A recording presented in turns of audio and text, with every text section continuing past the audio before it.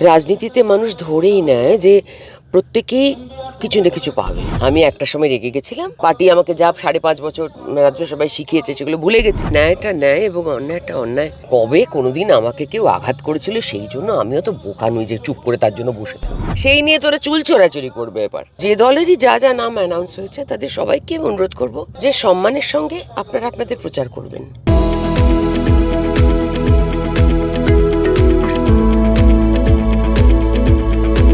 তিনি একটা সময় বিজেপির তরফ থেকে ছিলেন সাংসদও, কিন্তু একটা সময়ের পর দেখা গেল সেই রূপা গঙ্গোপাধ্যায় নাকি রাজনৈতিক সন্ন্যাস গ্রহণ করেছেন।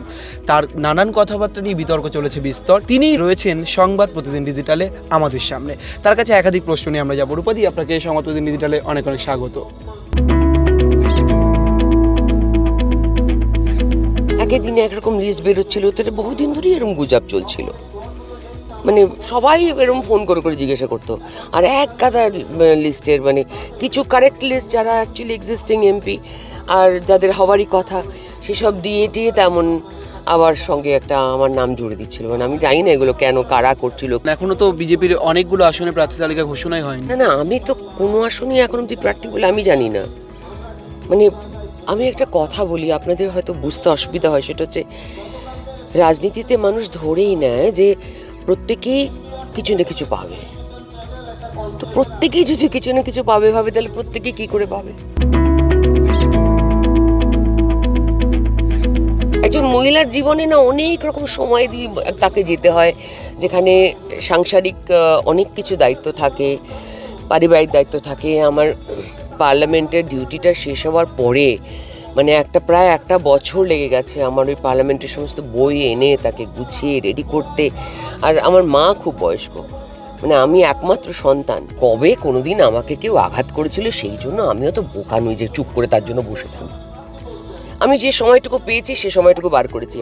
আজকে তো ডক্টর গাঙ্গুলি দুদিন আগেও তো প্রচার শুরু করে দিয়েছেন। উনি ওনার নাম অ্যানাউন্সমেন্ট অনেকদিন আগে হয়ে গেছে। তো এই কদিন আমায় দেখেননি কেন প্রশ্ন করুন এবার হাঁ করে, ভাবুন বসে বসে একটা অঙ্ক কষুন যে এই কদিন তাহলে আসেননি কেন, আজকে কেন এলেন। মানে সব কিছু এরমভাবে যদি ভাবা হয় না তাহলে খুব মানে লাইফটা খুব কমপ্লিকেটেড হয়ে যায়। লকেট চট্টোপাধ্যায় আপনার সম্পর্কে বলেছেন, আমাদেরই একটি ইন্টারভিউতে উনি বলেছেন যে আমি রূপাদিকে খুব মিস করি। মানে কেন আচমকা উনি বলছেন রূপাদিকে মিস করি, তাহলে কি রূপাদিকে সেই স্বমহিমায় সমেজে তারাও দেখতে পাচ্ছেন না বলে ফিল করছেন? না, ও এমনিতে তো ওরা সবাই আমাকে খুব ভালোবাসে, তো সেই জন্যে কোনো কারণে কোনো কথার প্রেক্ষিতে বলেছে হয়তো, তো সেভাবেই কোনো কথার প্রেক্ষিতে বলেছে। অনেক কাজ করতে হয় সংসারে, আর এমন নয় যে আমি শুধু বসে থেকেছি চুপ করে। আমি 5.5 বছর যা পড়াশুনো করেছি সে পড়াশুনোগুলো আমি কাজে লাগিয়েছি। আপনি যদি আমার কথাগুলো শুনে থাকেন তাহলে আপনার কি মনে হয় যে আমি পার্টির কথা বলা ভুলে গেছি? শুনেছেন কি? যদি শুনে থাকেন তাহলে কি মনে হবে যে আমি পার্টির সম্বন্ধে কোনো আর কিছু জানি না? পার্টি আমাকে যা 5.5 বছর ধরে রাজ্যসভায় শিখিয়েছে সেগুলো ভুলে গেছি।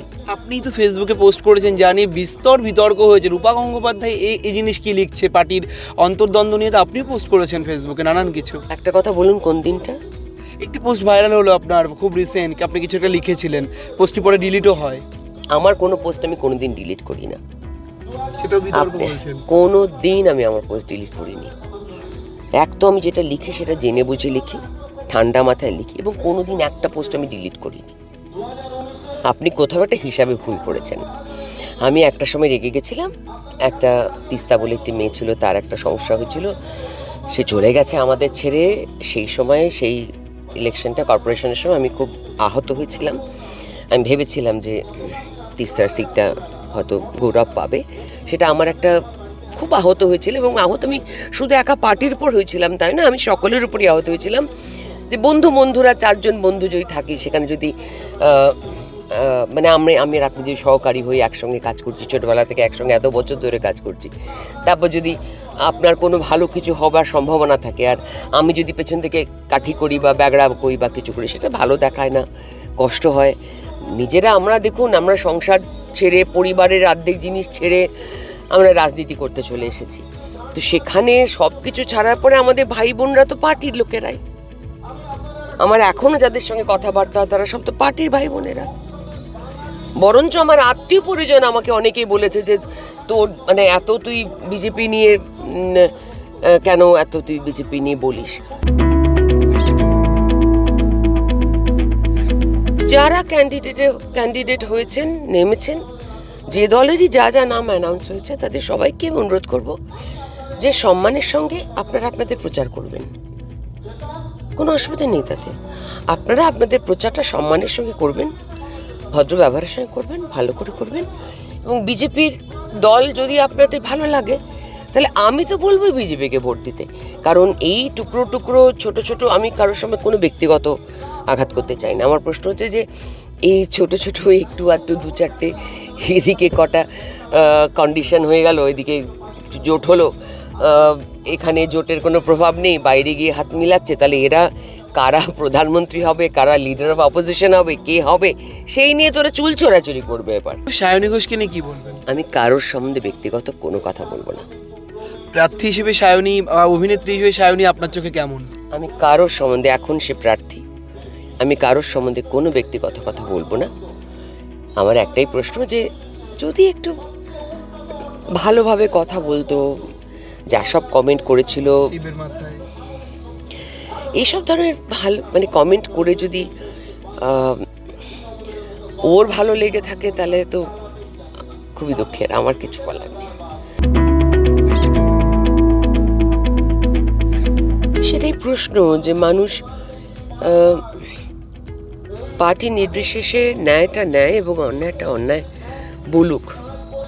আমি এমন অনেক অন্যায়, যেটা সারা দেশে অন্যান্য জায়গায় হয়েছে এবং সেটা বিজেপি শাসনের কোনো রাজ্যতে হয়েছে, সেরকম সময়েও কিন্তু আমি কখনো সেটাকে ধামাচাপা দেওয়ার জন্য বা সেটাকে আমি ইগনোর করার জন্য যা হয়েছে এরকম একটা কথা কিন্তু আমি কোনোদিনই বলি না। আমি ব্যক্তি মানুষ হিসেবে বিশ্বাস করি যে কখনোই এরম ধরনের আচরণ তোমাকে তোমার সঠিক পথে নিয়ে যাবে না। ফাইনালি জীবনে না, জানেন তো, আয়নাটা আমাকে গিয়ে বাড়িতে দেখতে হবে। আয়নায় নিজেকে আমি মুখ দেখতে না পারলে, নিজের যদি মুখটা দেখতে আমার লজ্জা করে, তাহলে সেই জীবনটা আমি চাই না অন্তত।